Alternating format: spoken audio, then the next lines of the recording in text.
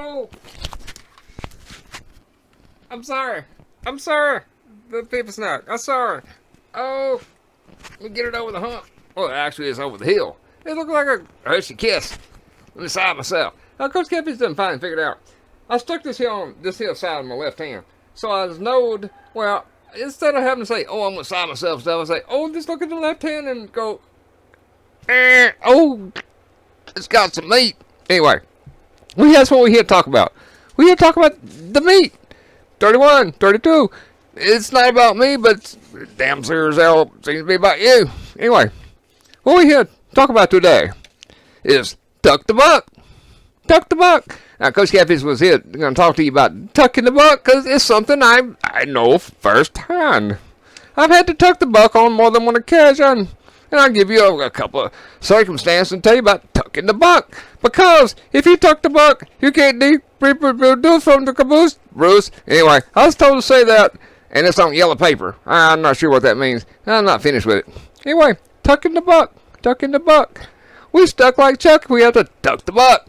Anyway, Coach Catfish understood that as a deer hunting slogan, we say. Like, you got hunting. Get you on the illegal deer and stuff like that. And that has happened a few times. And they'll cover up the one eye. It's happened a few times. So what we had to do was tuck the buck. And what we did was we went out there and got that sucker. And we took everything we needed and stuck it in the ice chest and stuck it up under the truck. Because we were tucking the buck. And then there's other occasions where, like a friend called me up and say, Chris Catfish, I done shot me a buck right here. No, go on, leave me alone. I done shot me a buck right here in the woodlands,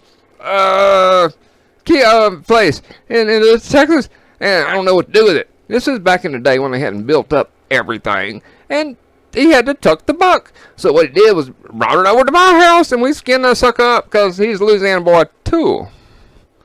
And this kind of stuff we do. You'll meet up with us, and we might tuck the buck. Anyway, I just thought it was worth talking about because I understood this here in deer hunting terms, tucking the buck. Oh, if you tuck the buck, you may not. Well, you're tucking your buck. Anyway, Coach Catfish trying to think of something else to say about tucking the buck. But you know what? I just think it's a deer hunting slogan, and it has been reproduced and grabbed hold of, and there's a term for it. It's a CLT term. And CLT sitting there looking at me. Because he said, Coach Catfish, stay away from them terminologies because you be canceled. Canceled big time. But what I think it was, when you tuck the buck, you must understand this here, that, and the other. It's only yellow paper. And I think the yellow paper means somebody done urinated on it. Anyway, Coach Catfish out of here. Don't tuck the buck because if you do, that's what it was. We had a driller. And Coach Catfish worked out on drilling rigs. And one evening, the sucker did not show up. He was our master driller. So he was the one that, coordinated and did everything. And he run the machinery. And reason he did not show up because he tried to tuck the buck. And the guys that catch people tucking the buck got him. And he spent a little time. And they took the buck and his armor. Because he did some harmony. And he should not have done it. But, Coach Catfish say, they walk out at the wrong time. I tucked the buck. Anyway, he be in my freezer. Coach Catfish out of here. It'd make it easier. Tuck the buck.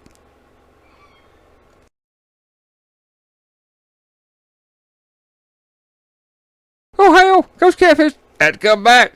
I forgot to explain to you where I understood the concept of tucking the buck to begin with when I was a little boy. Back when I was in 7th grade, 8th grade, whenever it was, when I was living down there in the big city, what do I call that place? The hellhole down there.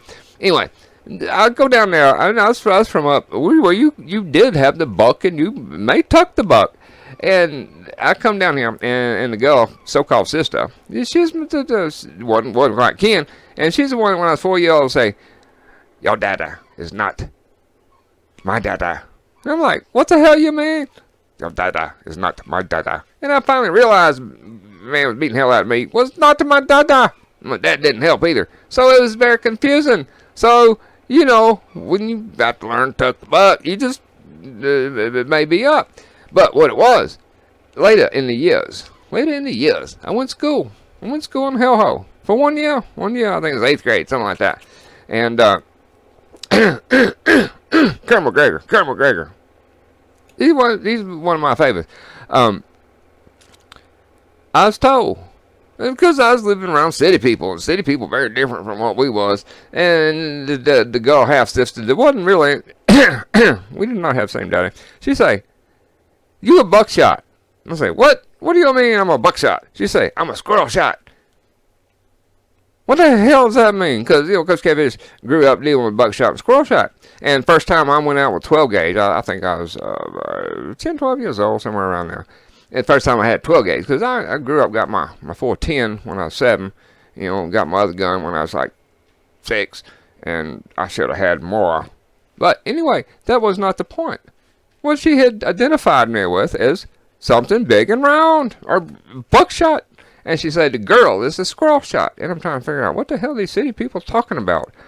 And what I finally realized was, well, buckshot was for the big boys, and the squirrel shot was for the girls, and that was just the way it was at one time. But anyway, where this story is going is, we went hunting. I was going out hunting. We was doing rabbit hunting and squirrel hunting and whatever as we was hunting along this here bayou place, and walking over cypress knees and the sniper trees, and all at once, there's a bird in front of me. And Pop say, "Shoot that sucker." And I say, "Was it 12 gauge?" He said, "Yeah." And I did. And it just went boom. And all I saw was, it's like the Star Trek disintegration thing. And that's when I finally realized, damn. Buckshot? Squirrel shot? I don't want to get, that's scary as hell. But anyway, when you got to have some food and you got to go out and enjoy stuff, it's what you do. But back in the day, buckshot and squirrel shot, apparently the city folks meant something very different than what it did to me, because the difference in that was whether you gut shot something and it is unedible, or you took it down with the first round.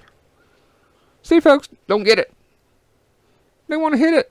They don't get it. Anyway, Kosher Catfish out of here.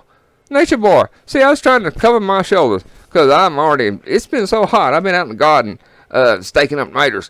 And it's just dripping and dripping and dripping. And I realize I upset people when I show my old, it's just natural. I'm a nature boy, so I don't know what to say. Kosher Catfish out of here, but the difference in the buckshot and the squirrel shot is, well, is what the other sister that had a different dad to say. And I believe it. I've seen it.